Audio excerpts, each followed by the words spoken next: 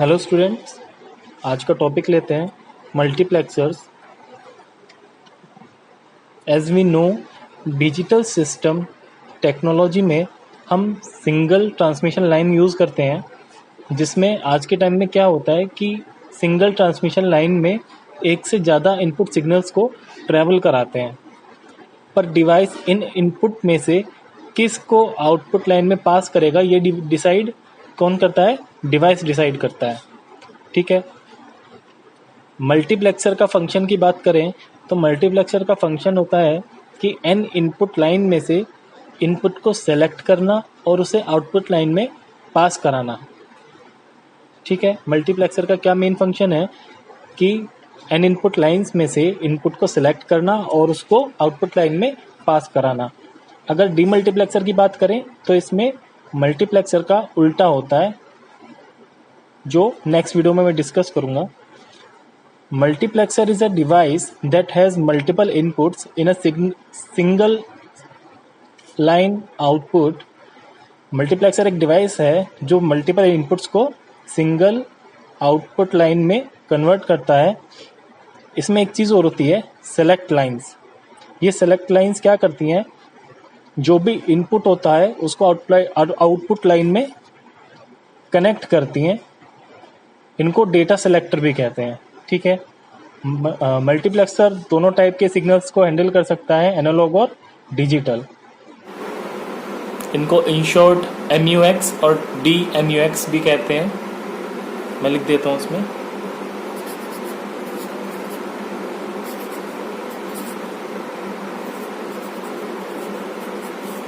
ये हो गया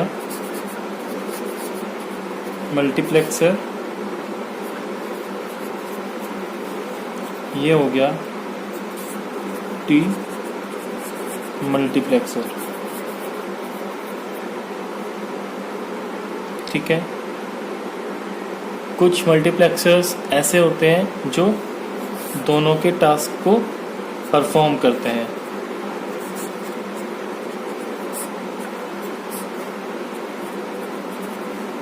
perform in a single device.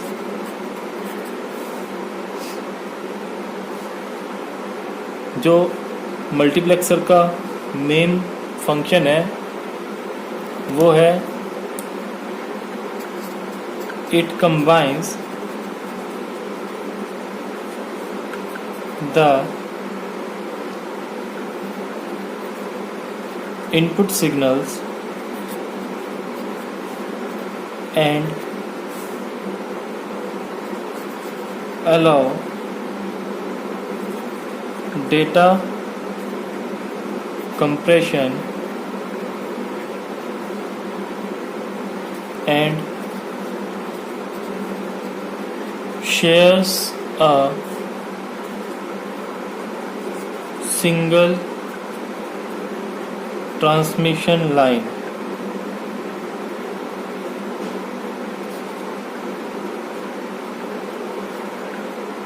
That means multiplexer का मेन फंक्शन क्या है?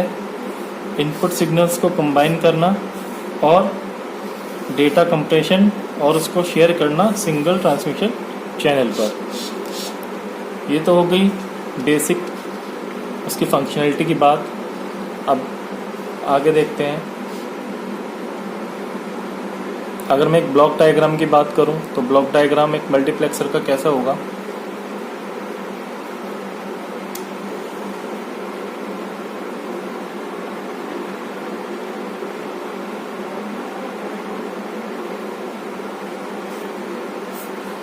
सपोज कीजिए वो डिवाइस है, इसमें ये कुछ इनपुट लाइंस हैं I0, I1, I2 और IN, और ये एक आउटपुट लाइन है। तो मैंने जैसे बताया कि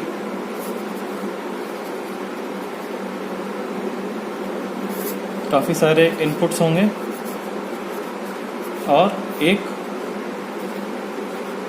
आउटपुट होगा, किसमें? एक मल्टीप्लेक्सर है।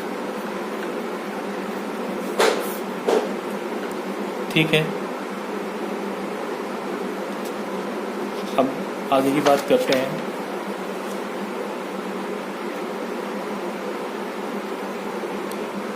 मल्टीप्लेक्सर को एक नाम से और बुलाते हैं, डेटा सेलेक्टर। किस नाम से बुलाते हैं? डेटा सेलेक्टर, इन शॉर्ट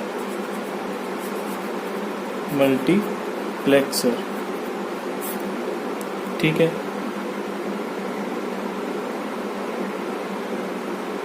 अब मल्टीप्लेक्सर की एक और ब्लॉक डायग्राम है।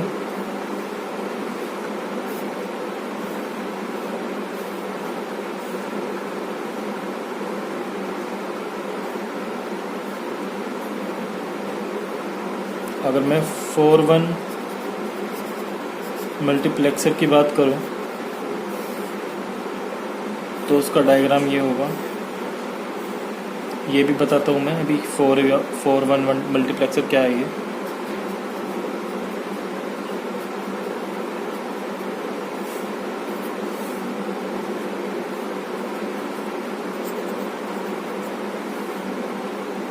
ठीक है, ये होते हैं इसके सेलेक्ट पिन्स। अब क्या होता है कि जो भी मल्टीप्लेक्सर बनता है वो डिपेंड करता है सेलेक्ट पिन्स पर।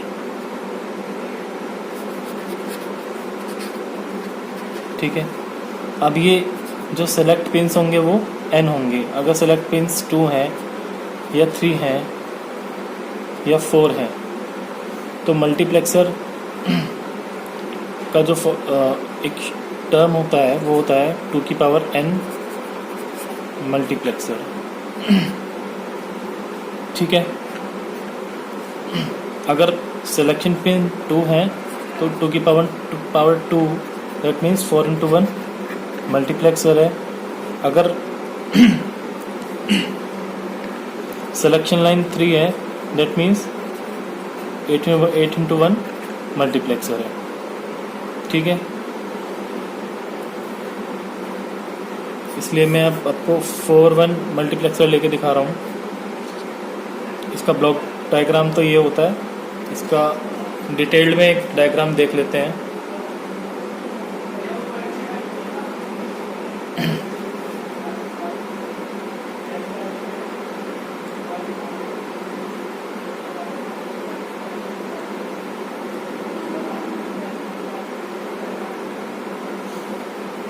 मैंने आप लोगों को बताया भी था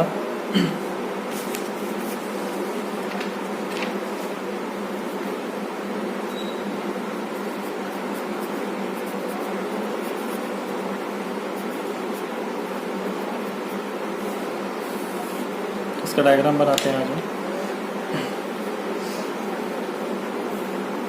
जितने भी साइज का मल्टीप्लेक्सर होगा उतने इसमें एंड गेट्स होंगे।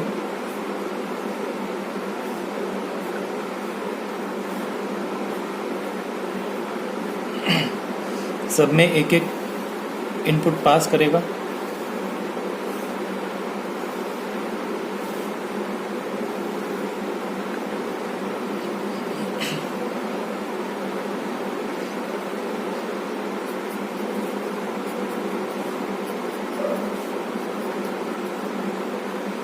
दो सिलेक्शन लाइंस है हमारे पास, S0 और S1।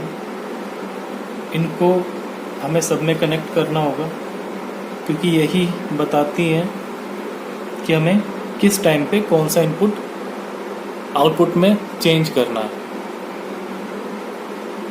ठीक है, एक मैं आपको एक चीज़ और दिखाता हूँ, एक टेबल और दिखा देता हूँ मैं कि ये देखिए, ये ट्रुथ टेबल है 4x1 मल्टीप्लेक्सर की। इसमें S1 S2 दो सिलेक्शन लाइंस हैं और ये इनपुट है। जब ये तीनों चीज़ें एंड गेट में पास होंगी तो क्या आउटपुट निकलेगा? मेनली ये टेबल ये बता रहा है कि जब S1 S2 पास होंगे तो मुझे आउटपुट चाहिए I1, S1 S2 जब S1 में 0 पास होगा, S2 में 1 पास होगा तो मुझे आउटपुट चाहिए I2, जब 1 पास होगा और 0 पास होगा तो मुझे I3 चाहिए, और जब दोनों में 1 पास होगा तो मुझे I4 चाहिए। ये I1 I2 I3 I4 आने का मतलब है कि जब 0 0 1 0 0 पास होंगे तो सिर्फ I1 ही हो आगे आउटपुट में जाना चाहिए, बाकी सब न्यूट्रल हो जानी चाहिए या 0 हो जानी चाहिए। जब ये दोनों वैल्यूज़ पास हो रही हो S1 S2 की तो सिर्फ I2 आना चाहिए, बाकी सब क्या हो जाए, न्यूट्रल हो जाए। ठीक है, अब देखते हैं इस ट्रुथ टेबल को अपने माइंड में रख के हम एक इसका लॉजिक सर्किट बनाते हैं। अब देखो, हमें पता है कि एंड गेट क्या करता है। एंड गेट किसी भी इनपुट्स का डॉट करता है। अब अगर इसमें S0 और S1 को 0 0 पास करेंगे तो यहाँ पर क्या आउटपुट आएगा, 0 ही आ जाएगा। I0 का कोई बेनिफिट नहीं रहेगा। इसलिए हम क्या कर लेते हैं, एक लाइन नॉट गेट लगाकर और पास करा लेते हैं दोनों की।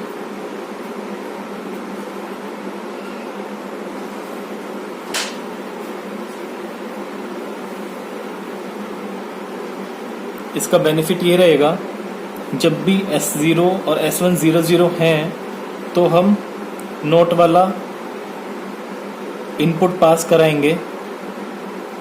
जैसे कि फर्स्ट वाले ट्रुथ टेबल में फर्स्ट इनपुट क्या थे, S1 और S2 दोनों 0 थे, तो मैं S0 का भी कॉम्प्लीमेंट इसमें पास करा रहा हूँ और S1 का भी कॉम्प्लीमेंट इसमें पास करा रहा हूँ। अब दोनों का कॉम्प्लीमेंट होकर जब इसके पास पहुँचेगा तो I0.1.1 दैट मीन्स ये आगे क्या पास करेगा, I0।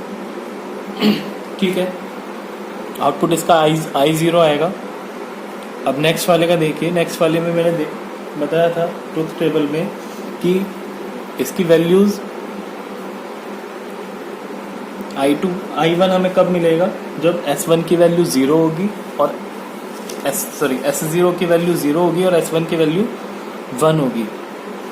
तो S0 की वैल्यू 0 अगर इसमें जाएगी तो पूरा ही 0 हो जाएगा। तो इसलिए हम इसमें किसका इनपुट पास करेंगे, इसके कॉम्प्लीमेंट का, S0 के कॉम्प्लीमेंट का हमने इसमें इनपुट पास कर दिया।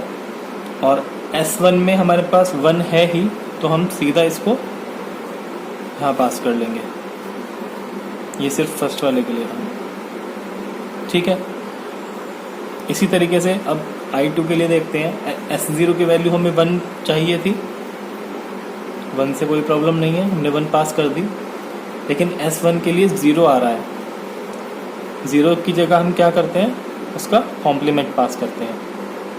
और लास्ट में दोनों में 1 1 है, S0 की वैल्यू और S1 की वैल्यू, इसमें कोई प्रॉब्लम नहीं होगी, इसलिए हम इसको डायरेक्टली ही पास कर देंगे।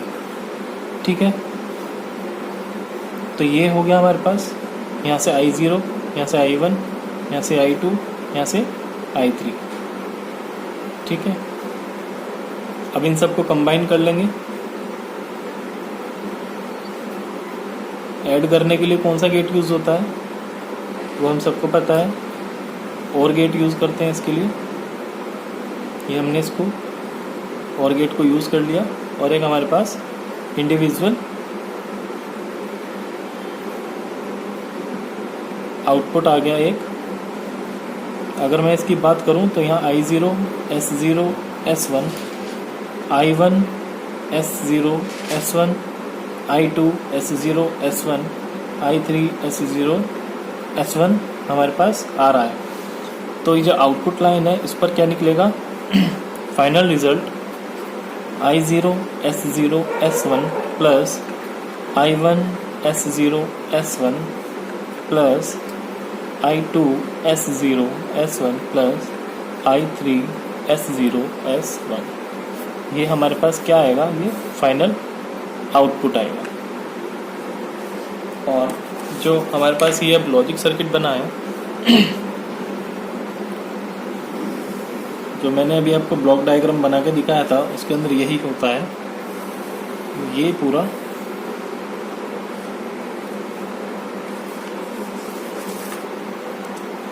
ये क्या बन गया है, 4-1 मल्टीप्लेक्सर।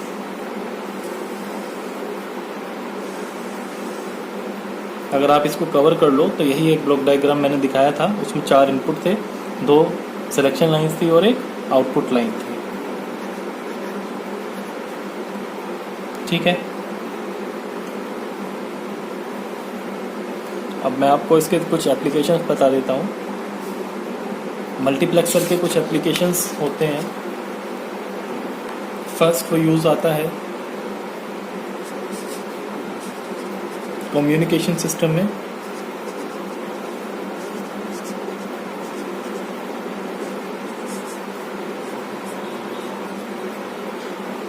सेकंड वो यूज़ आता है कंप्यूटर मेमोरी में।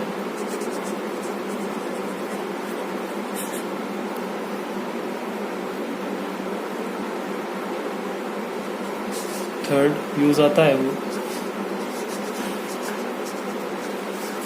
टेलीफोन नेटवर्क में और ट्रांसमिशन फ्रॉम द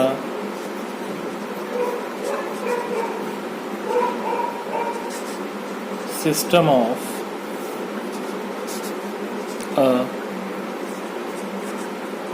सैटेलाइट। ठीक है, तो यही था आपका मल्टीप्लेक्सर। अब आपको क्या करना है, आपको 2-1 मल्टीप्लेक्सर बनाना है। 4-1 मैंने आपको बता ही दिया है। आपको 8-1, चलो 8x1 इसको कर देता हूँ, 8-1 मल्टीप्लेक्सर बनाना है। ये दोनों मल्टीप्लेक्सर के आपको ब्लॉक डायग्राम बनाना है।